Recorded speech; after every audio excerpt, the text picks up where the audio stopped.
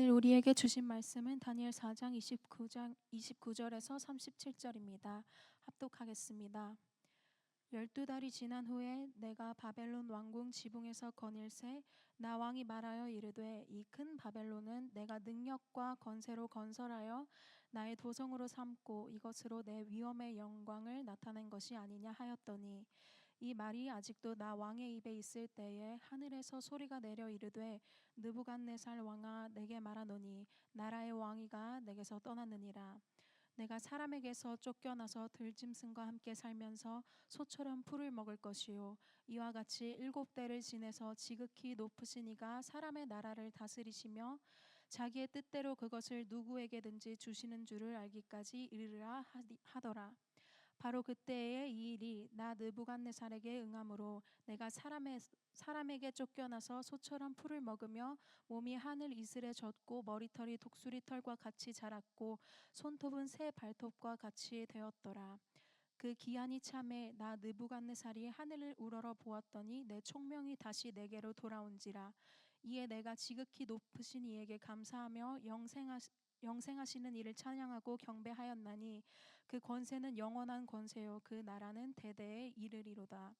땅의 모든 사람들을 없는 것 같이 여기시며 하늘의 군대에게든지 땅의 사람에게든지 그는 자기 뜻대로 행하시나니 그의 손을 금하든지 혹시 이르기를 내가 무엇을 하느냐고 할 자가 아무도 없도다.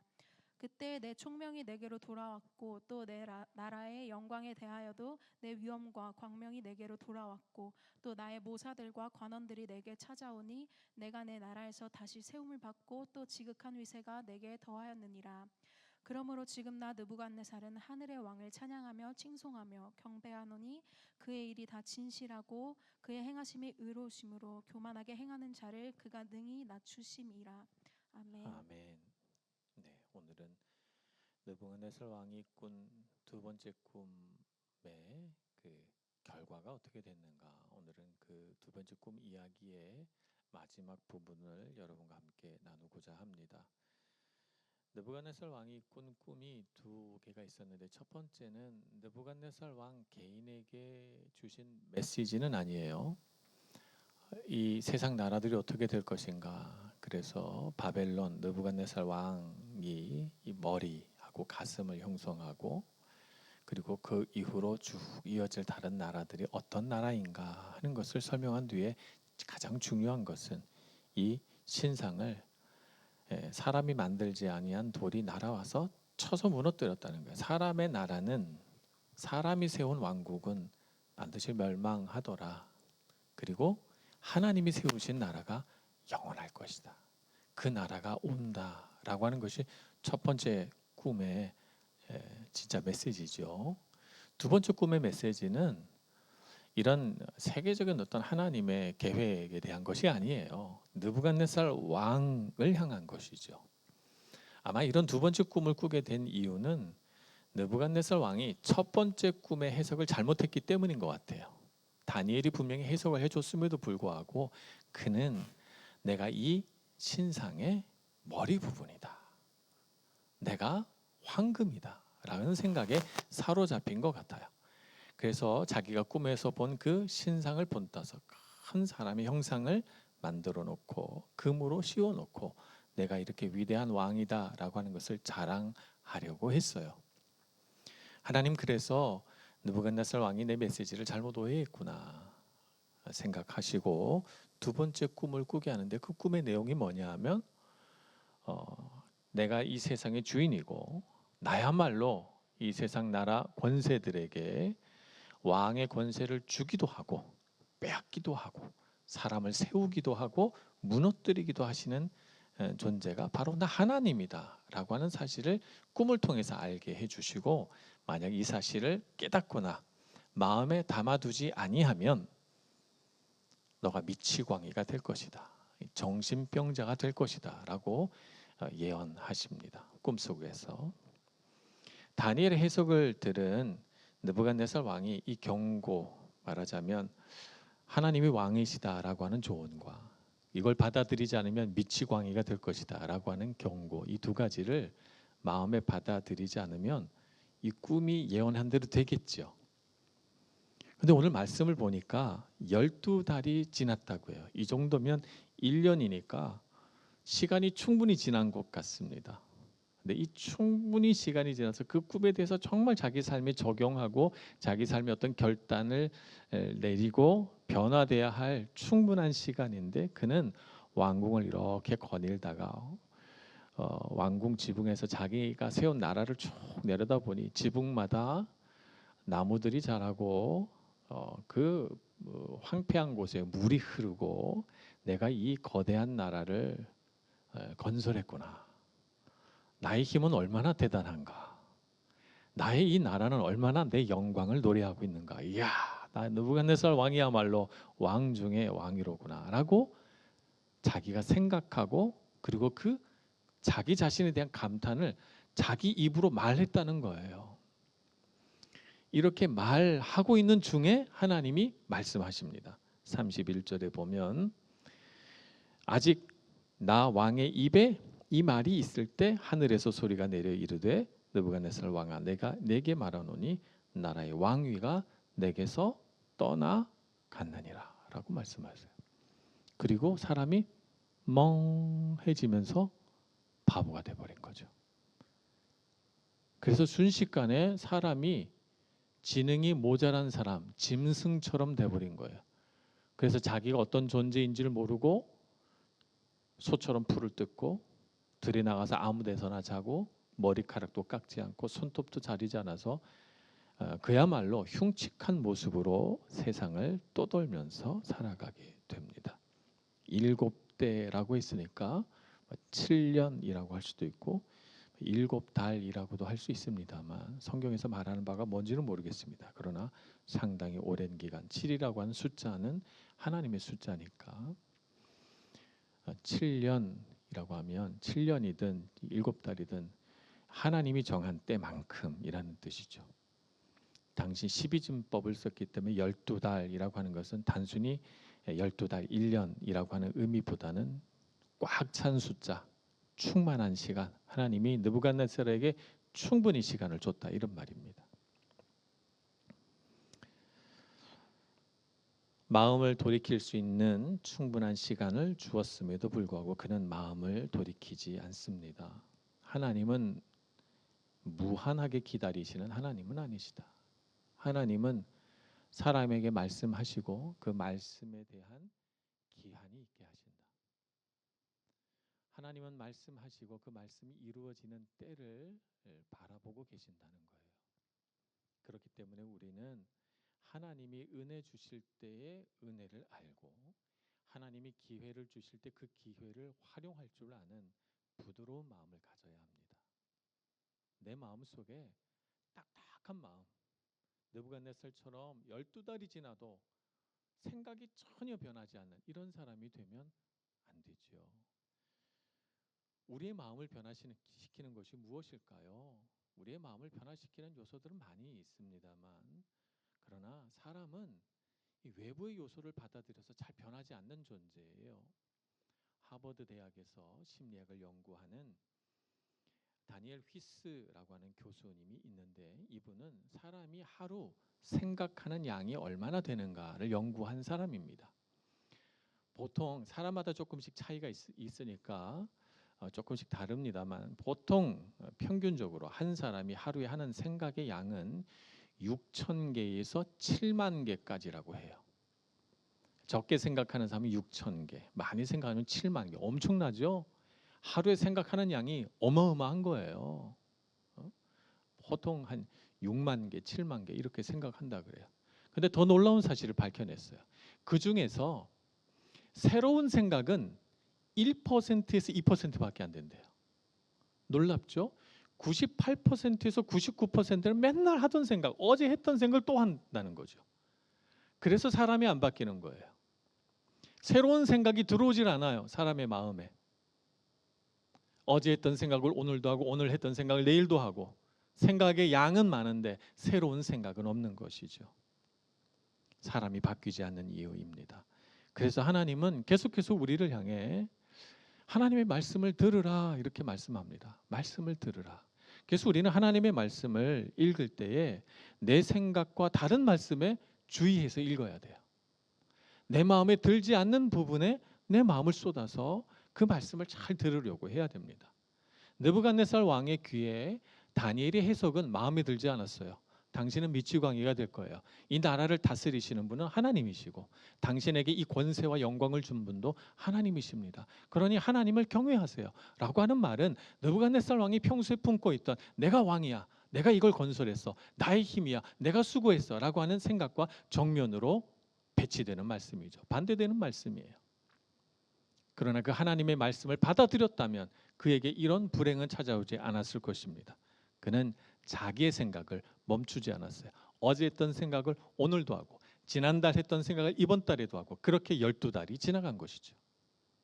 그래서 그는 조금도 변함이 없는 사람인 채로 똑같이 왕궁 지붕에서 야, 나는 참 대단하구나 라고 하는 자아도취에 빠져버린 것입니다.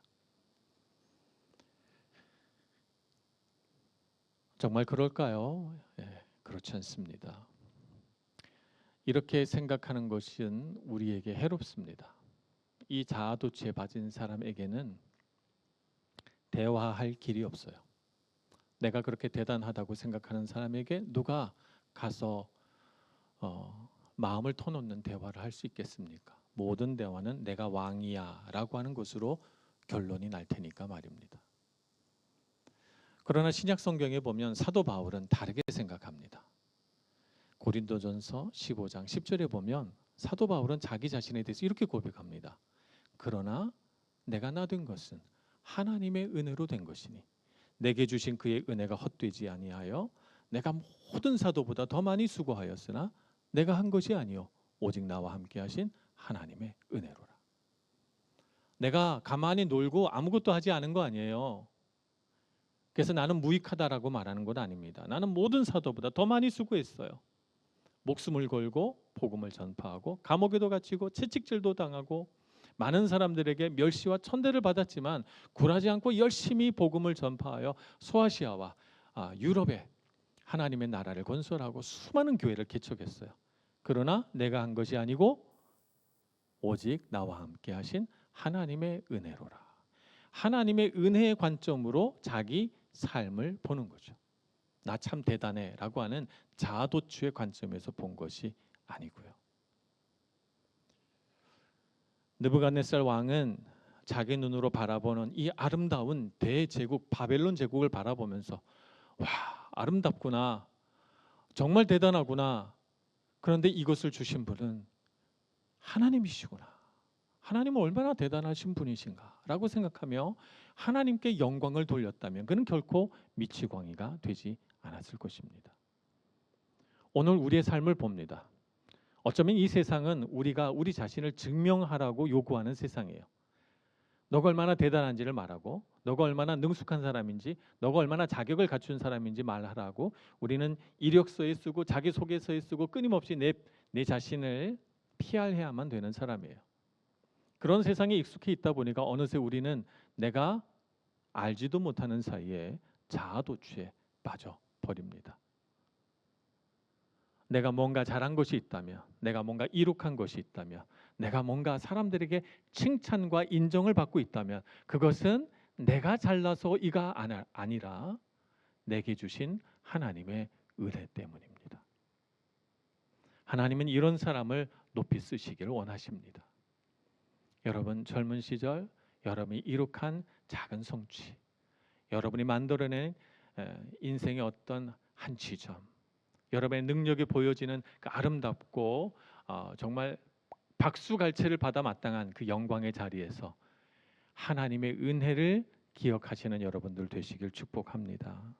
그래서 사도 바울의 고백처럼 오직 나와 함께 하신 하나님의 은혜입니다 라고 고백할 때 하나님의 영광과 능력이 여러분의 삶에 더욱 풍성해지리라 믿습니다.